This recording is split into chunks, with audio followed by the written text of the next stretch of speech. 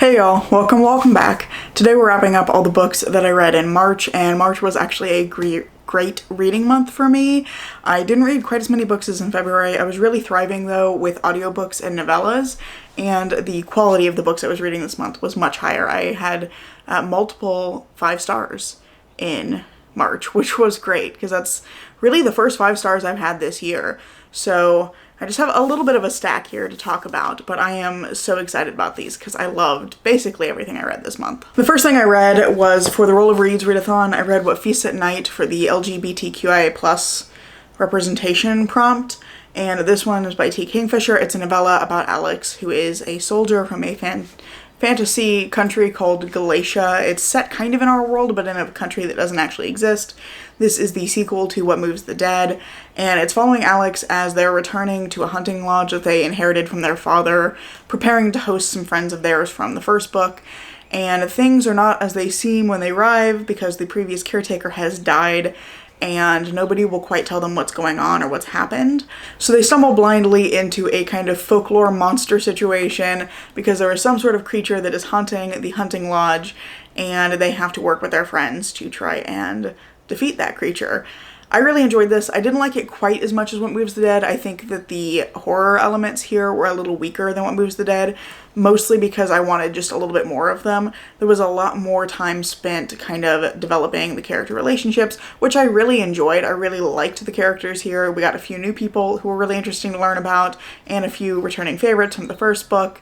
I really enjoyed that element of it. I just felt like there could have been more tension, more atmosphere, that would have made this just a little bit stronger. I did end up giving this, I think, 4.5 stars, so I still really enjoyed it. I just wanted things to be a little bit more developed in the horror side of things, but I did just love everything else about this story. Then I read a book for school, which I did not rate, but this was The History of Mary Prince by Mary Prince, possibly also mediated, and by possibly I mean definitely also mediated by the white abolitionists who recorded her story and published it. But this is a slave narrative about Mary Prince and her experiences in the Caribbean. This is the second time I read it, and I think it's a really interesting book in terms of the genre that it's in, but it also really opened up for my class these questions about, like, you know, what is our role in reading and researching and working with these texts, knowing that there's this kind of mediated relationship between the text and the author and these other people who are involved in the publication of the text, and how does that affect how we read it and whether we should read it and whether we should be teaching it. So there's a lot of questions there that I thought were really interesting. Next, I read Tread of Angels by Rebecca Roanhorse, which I read also for Roll of Reads for the Book from My Favorite Author prompt, and I really enjoyed this. I happened to listen to this one on audio while I was at work one day, and I absolutely love the audiobook and could not more highly recommend it. That one was by Dion Graham. That's the narrator, and he did just a fantastic job.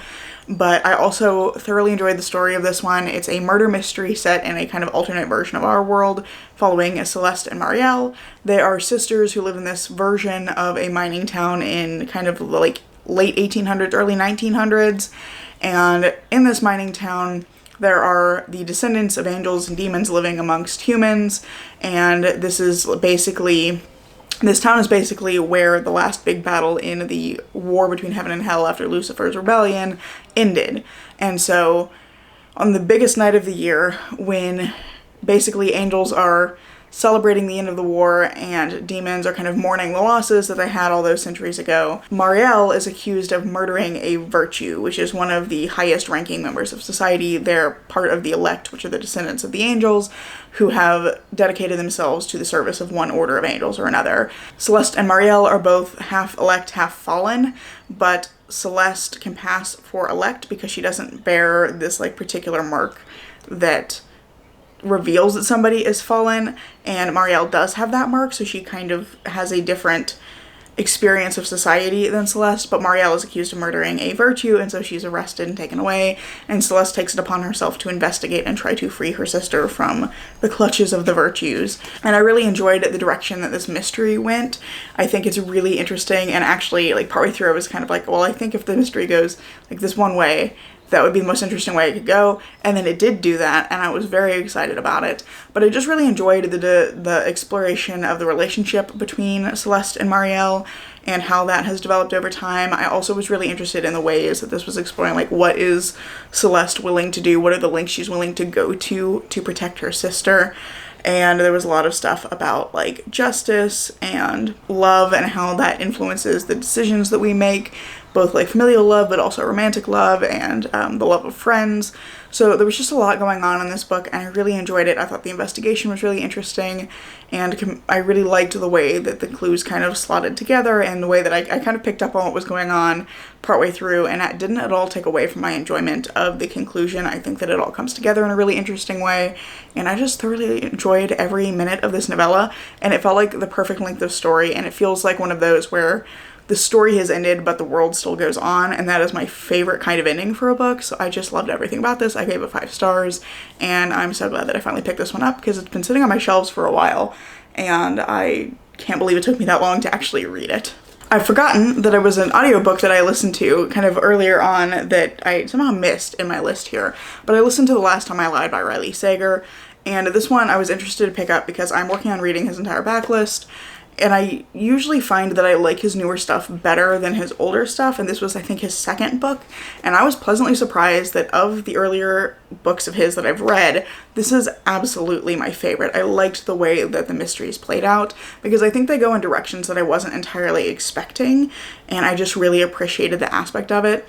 But this is following Emma, who is an artist. She's in kind of her mid to late 20s, but when she was a child, she went to the summer camp, and the summer that she was there, her 3 cabin mates disappeared. They were never found, and Emma has kind of been haunted by their disappearance ever since, because there's something that happened that she lied about.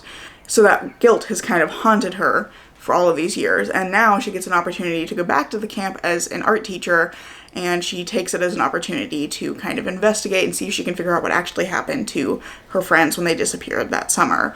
And I just really enjoyed the way this played out. She gets put in a cabin with some girls who are similar to them, so there's kind of this like parallel storyline going on, and it does the very typical Riley Sager thing where you're getting like the present timeline and then flashbacks to moments from a past timeline that kind of help give you some more either foreshadowing for things that are going to happen in the present timeline or some context for why certain things are like creepy or disturbing.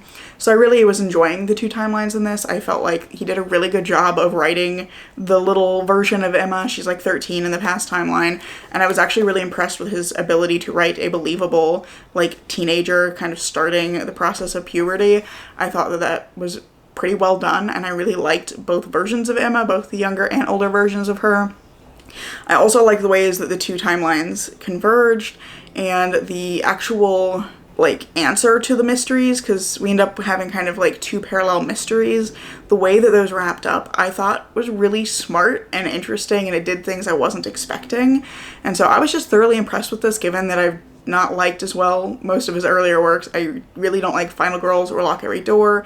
I think Home Before Dark is alright. So I was really glad that I enjoyed this one, and I think that because it's not quite as over the top as some of his other books, that it just worked a lot better, and I just thoroughly enjoyed it. So then at the end of the month, the last book I ended up reading that wasn't for school is The Woods All Black by Lee Mandello. This is a horror novella. It's set in 1920s Appalachia and is following a young trans man who is also a nurse as he is traveling to a small rural town to basically like inoculate people, help with like childbirth and teaching mothers how to take care of their children, giving kind of an early version of like sex education to these people who don't have access to a lot of resources. And he finds that the town is unusually hostile to him. He's used to there being some hostility, but something darker is happening in this town, and he becomes determined to find out what, especially as he realizes that whatever is going on is also tied to another young trans man in the town who is kind of becoming this flashpoint of controversy with the rest of the townspeople. And he starts to form a relationship with Stevie, main character is Leslie, and that kind of kicks off what happens throughout the rest of the book. I really enjoyed this. I also gave this one 5 stars, and it just blew me away because it was not what I was expecting, but it went in a bunch of different interesting directions, and I really enjoyed the way that this was in many ways more of a social horror for most of the book. It was about the way that like the religious leader of this town was abusing his power, and the way that this kind of hateful rhetoric was spreading around the town, and the way people could be turned against others because of that kind of sense of authority where this information was coming from.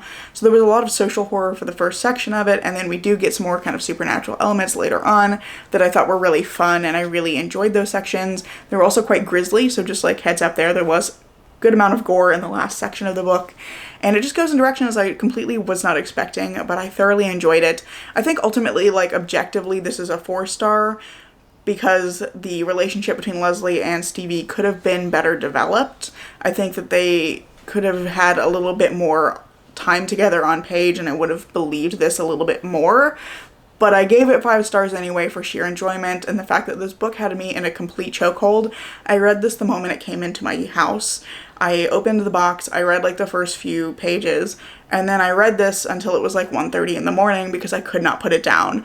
So I just enjoyed everything about this, even though I think that some pieces could have been better developed. I just had a great time reading it, and so this is an unashamed 5 stars for me because I just think that it is such a compelling and engaging read. The very last book I read was for school and for roll-up reads because I wanted to find a reason to work this into that TBR. So I ended up using this for the Takes Place on an Island prompt, and it's Frankenstein by Mary Shelley. This is my 3rd reread of the book, and I was reading it this time paying attention to themes connected with like the search for happiness because I'm reading it for a class called The Search for Happiness.